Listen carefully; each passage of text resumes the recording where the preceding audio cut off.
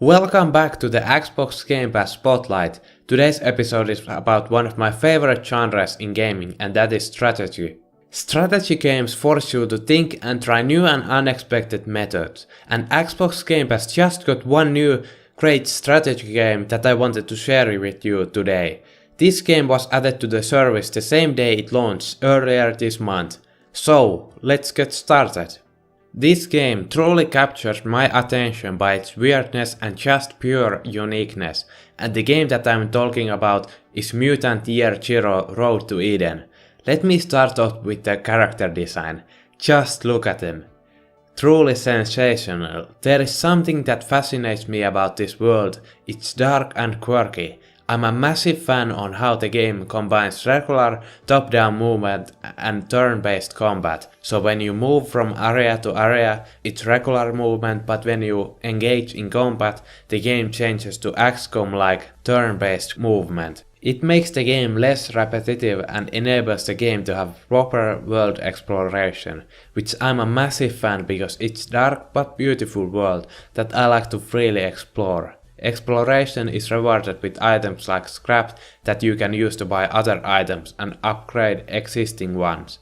The game relies heavily on RPG mechanics, like upgrading characters and giving them new abilities. Some games usually have unimaginative upgrade trees that only increases the stats, but Mutant Year Zero manages to actually give worthwhile abilities that offer different ways of playstyles and strategies. Then there are also story collectibles like notes and stuff like that, which give you more information about the world. Speaking of the world and the story, the game is set in a post-apocalyptic world and revolves around the fact that humans have made the world uninhabitable and the world has become dangerous, but there is still one place, a home, where the main protagonists live, and that place is called the Ark.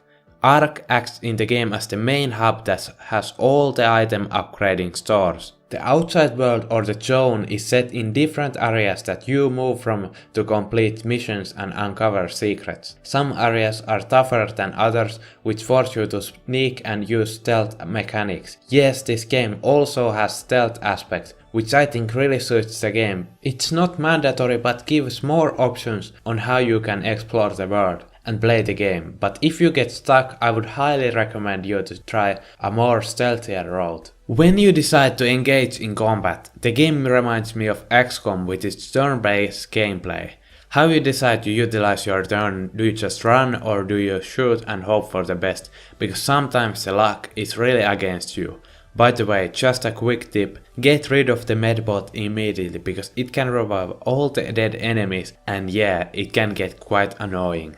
The game can certainly be quite difficult at times, but if you die, you just start from the last checkpoint, which I'm a fan of because I don't like losing the best characters and items like in XCOM. It's usually quite discouraging. One weakness of checkpoint-based system is that you are more likely to try the same battle over and over again, which can lead to frustration, but that forces you to try another tactic like completely sneaking past the enemies and reaching the next area or approaching from a different angle.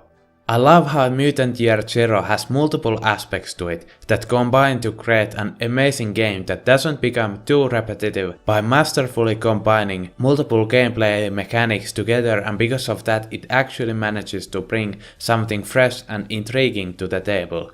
That's all for today. Subscribe for more videos about Xbox Game Pass. Thanks for watching and see you next time.